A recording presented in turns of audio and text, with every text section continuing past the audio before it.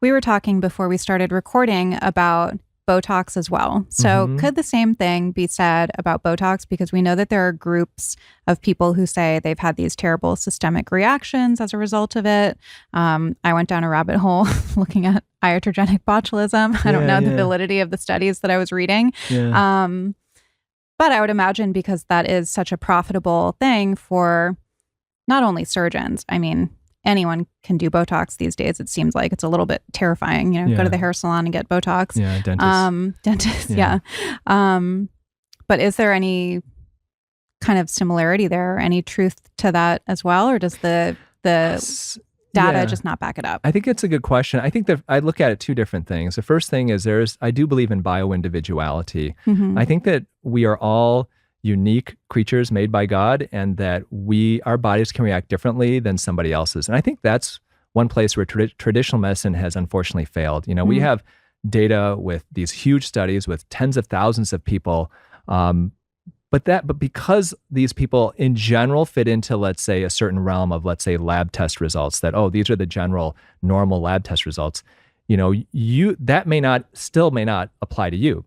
For you, let's say a high normal lab result that they consider quote unquote normal may actually not work for your body because of your own bio-individuality. So is it possible that you could get Botox and have a bad reaction to it that is just different from everybody else? Of course it is. Our bodies are all individual, and sometimes there are things that happen that you just cannot explain. That being said, I myself have gone down that rabbit hole too, having had a colleague of mine who called me and saying, I had Botox and I'm having these weird neurologic issues, and I don't know if it's the Botox or something else. In my office, we've treated over probably 20,000 people with Botox. I've never seen anything that's, serious. The most I've seen is a droopy eyelid, I think on 2 patients very temporarily.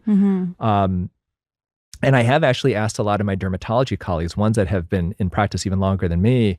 Nobody could corroborate that. I actually even asked Dr. Whitney Bowe, our common friend, and she's like, no, I haven't seen it either. So I think that, if anybody says, this is my experience, I think this may be happening to me, the answer is, you know what, you know your body best. And there's always a possibility that something unique is happening to you. However, at the same time, I don't know that there is a physiological explanation that we can say that it does that.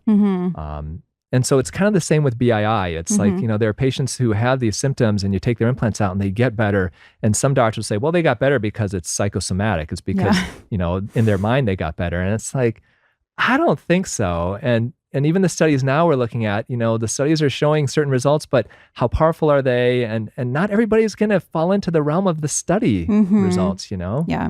And I think with the BII thing, it's a little bit invalidating because I don't think anyone goes into getting implants going, I want to get sick and have all these symptoms. No. So when somebody's hair is falling out, and they have debilitating brain fog and vertigo and anxiety and all the things, I think there's over 100 symptoms attributed to BII. And then it goes away. It's hard to say that's psychosomatic. Well, when you're looking at studies showing about a 55 to 85% chance of your symptoms improving if you have the BII and you have your implants taken out, I mean, that's pretty darn powerful. So, I mean, I think that for me, I believe BII is real, but I cannot explain exactly why it happens. I do think that there are people who, I've had patients of mine who've had rip-roaring, like really severe autoimmune disease, and they've had implants for a while. And those are the ones, unfortunately, the studies show they don't necessarily get better by taking implants out. The ones who get better are the ones who say, I had implants put in 3 years ago. I did great for a year. And then the last 2 years, weird stuff is happening. My doctor can't figure it out. They often will get better. It's the other group that probably has true autoimmune disease that just is their body overreacting to itself, that implants may or may not really impact that. Yeah. And I think the hard part is you just don't know. Like you can't really predict how you're going to react. And in the end, it comes down to one thing that unfortunately plastic surgeons and doctors sometimes fall out of is just listening to your patients and believing what they tell you. I have a doctor in my area where I actually put implants in a patient about 15, 17 years ago.